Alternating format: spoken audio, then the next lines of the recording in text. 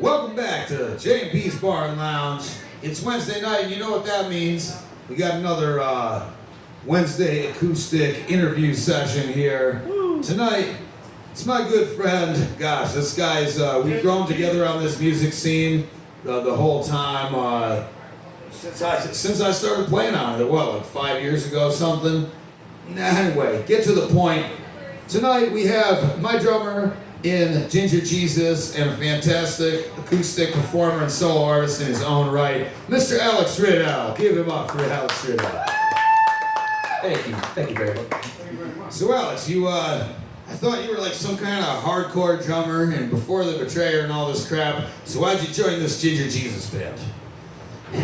Man, I spent a lot of years doing metal. I had a lot of icons as far as Jason Bittner as a drummer and Joey Jordison of Slipknot. Those guys really got me going. Really taught me the powerhouse basics of the drums, and then it went from there. But I did metal for probably 12 years. And something just kicked in me one day. I started kind of branching out, listening to reggae and listening to blues and listening to all these classics that I kind of listened to before, but I guess took for granted a little bit, and really started piecing together the puzzle of these instruments. And I was really impressed. And then we were playing a benefit for a friend of mine who lost his house in a fire. Everything's okay now. But that's when I met James, our guitarist of Ginger Jesus, and I remember me and him talking, and he was watching my hardcore band I was playing with at the time. And he was pretty much like, I think you'd be a good fit if any time ever opens up, and made me think that night. It sounded cool, and then you said something about it, and I came over, and we've been together every Tuesday since. So. I was gonna say, the short answer should be that I asked you to be in this band. But look, here's the thing, man. And I'm glad you just told us about that whole journey through all of that, because when I started jamming with James and Austin, I knew you were a great drummer, and I knew you'd be a great drummer in any band, but I honestly didn't even know if you had interest in playing music like that was more like mainstream rock, blues rock, not hardcore, not metal, not friggin', not that same intensity level, although, we're pretty intense, I would say. Would you agree? Definitely can be, yes.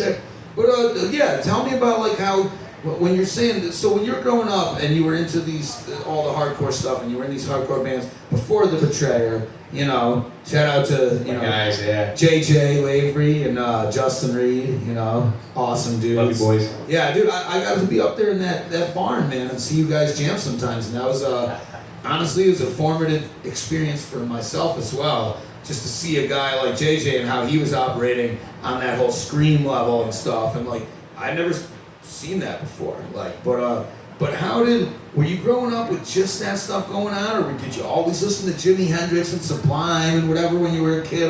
How'd you get here? Honestly, I used to love gangster rap. That was my first stuff. Yeah! I still do. But no, my dad... Cash rules everything around us. Cream get the money, you know what I mean? Dollar bill, y'all. I had a really musical family. My mom was a big-time singer. My grandmother was an opera singer. My dad didn't really play instruments, but he was always bumping B-52s and Led Zeppelin, Stevie Ray Vaughan, all this stuff. So I think that definitely was in my blood longer than I thought it was. And to be honest, back to your being like a strong drummer and how the blues happened, I didn't even know if that could happen. That was one of those things. I'm like, I don't know anything about drumming the blues or how these things go, and I watched people like Jeff Prescott and all these drummers around here playing blues, and I'm like, it's definitely a different ball game. But when we did Fright Train, our first song, we really put that together, man. That was awesome. That's how I knew this was a good fit. And but back to the music. It went from gangster rap to the classics, to Insane Clown Posse, to Slipknot, and then from Slipknot just on. That was the rock phase in just about 6th grade. Yeah, no, that's I think how a lot of us went, and you're a little bit younger than me, but all of us, we needed to rock, man, at one point or another in there, and gosh, yeah, you covered so much there, man, and that's exactly what I was looking for. It's like you, and you know what, I'm glad because when I asked you if you would be interested in drumming with this project, the Ginger Jesus thing, because I told him, I was like, James, look, I got a whole bunch of guys out there that can play drums and shit, but there's one guy who's really talented and like he's a great drummer. And it's just a matter of if this music, if he wants to do it, and if it'll vibe once he tries to do it. And I think it's pretty cool that you just said, like, you never tried to really play for stuff like that before. Because you were always, like, when you were doing your drumming, you were like, as a kid, this old school, like, blues rock, you were probably like, man, to heck with that, y'all. We're doing some freaking hard shit here. This is some real shit. Y'all old guys need to sit down, you know? But now we're the old guys, or what's going on? I don't know. It's like I'm cobbing up right now. No, but dude, I know I can't hide it, but I'm so glad that it did end up working out for us, and we're doing these great Ginger Jesus things together. But moving on from that, like tonight you're here to play solo, and you've done a few solo songs outside of Ginger Jesus, even like the one with Kai McClinton, Stable, that track, which is like an awesome track, and like, so how did you find your way into this whole like Sublime, Dirty Heads, the movement, like that all, how did you find your way in all this? Honestly, with me and you and Mike, our old bass player that we used to play with before this, Mike Cohoes, we all just got together and jammed, and we just did these songs. Right above Table 4-1 Brewing. Yeah, right across the street from here. R.I.P. Our good friends, R.I.P. But you never know what'll happen in the future. Which we have a couple of Table for One here now.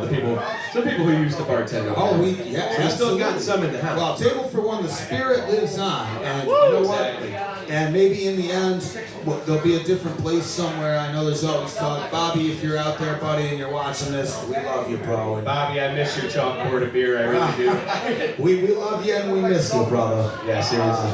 But yeah, you were living right above a brewery. I think about it. It's just like some old school shit, man. It's almost too good to make up. Like, I met you in the bar, and you were the guy that lived above the bar, and you're like, well, I'm playing drums, and let's jam. And like, this sounds like the 50s or something, not like the 2010s. Like, that was a crazy, because my friend Andrew at the time was wanting me to come down to see Frank Murray. I knew Frank, and I remember coming downstairs and meeting him, and we were talking about like Allman Brothers Band and all this other stuff and what we like to play. And I think a week later, then we just went up and started jamming. Oh yeah, shout out to Frank, Fuzzy, Large Farva. That's a whole nother story which we can tell later on maybe, but it's much love, man. Much love. So much local talent in this place, man. Frank introduced me to you. I remember the day it happened. He was in Table for One during COVID when things had reopened, and so much fun history in this scene, man. Music started for me 15, 20 years ago, but it really started living in my soul over the last 4, harder than it ever has. I mean, so I'm happy where we are, and I'm buckled up for the future. I'm down for it all. I'm ready for it all, you know. Buckled up for the future, and you're, what is that, like an element or something? No, it's my album name. No, it's No, but I'm ready for the path, and I'm ready to bring my family with me and enjoy the ride and enjoy where we take this and where we go, and you know, whether it's worldwide or whether it's local, we're gonna have a good time doing it regardless. Or anywhere in between. I mean, the way I look at it is like there's 4 basic levels to that. It's like you're local, and then you're regional, and then you're national, and then you are fucked. Then you're canceled. I was gonna say worldwide. Yeah. Shout out to Rob Smittix. Rob Smittix Worldwide. You can catch him on Radio X every afternoon. I think it's 12 to 3, but you know, it's funny how these things happen, man. And it's interesting how from the times I remember picking you up in the Dodge Dakota a couple of nights where we're just like, yo, let's go down to Chris Mid-City. There's open mic, or there's some band playing, and like we can get in on this. Like, let's go have some fun. Like, let's. Yeah, we did. I even used Jack Kelly's tiny little kit, which is still kicking to this day. Just used it the other day. That was a great time. You were confused when you first got on that thing. You were like, I go to hit this thing, and it's like spike it. I'll never forget Jack Kelly looking at me when I brought in my double pedal. He's like, "You really need that?" Right? You're not gonna need that here, son. I think the mallet was almost as big as the kick drum, but man, that thing slams for a little bit.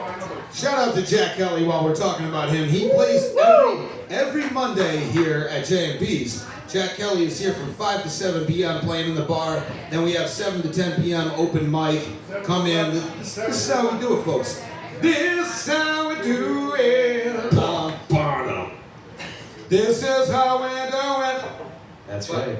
All right. Speaking of doing it, why don't we do this, Alex? You got anything else to talk about? Dude, we got, I mean, this is not going to come out until after we do this, but we got like 2 shows in the next 3 days together.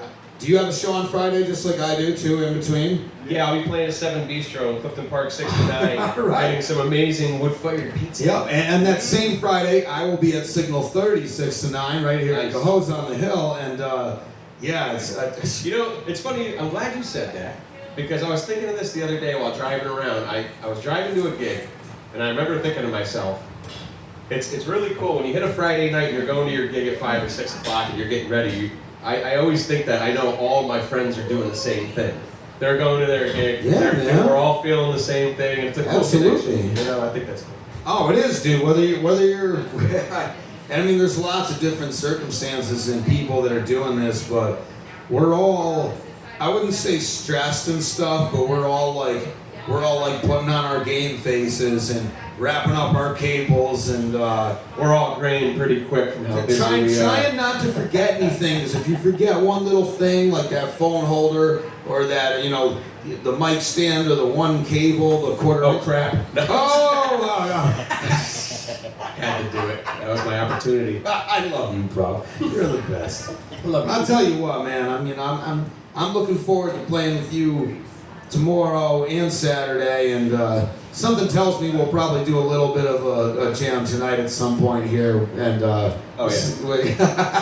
it goes without saying, but you know, I'm ready to let you play some music, bro, and so are the people. Thanks for being here with me, Alex. It's Wednesday nights, J&B's Bar and Lounge. I'm Matty D, I'm your host, and yeah, J&B's is sponsoring my RadioX show, RadioRadioX.com. Check us out. This interview will be on that website very soon. And yeah, Alex, tell you got a joke for me, or a goodbye, or anything else you planned on doing that you haven't done yet. I'll do a quick cheers. All right. I'm usually good at spur of the moment jokes, but tonight one just went into my head, then I forgot it all. Cheers, brother. I think you know what? if I think about it, we'll repost it and put it in here. It happens to all drummers. It does.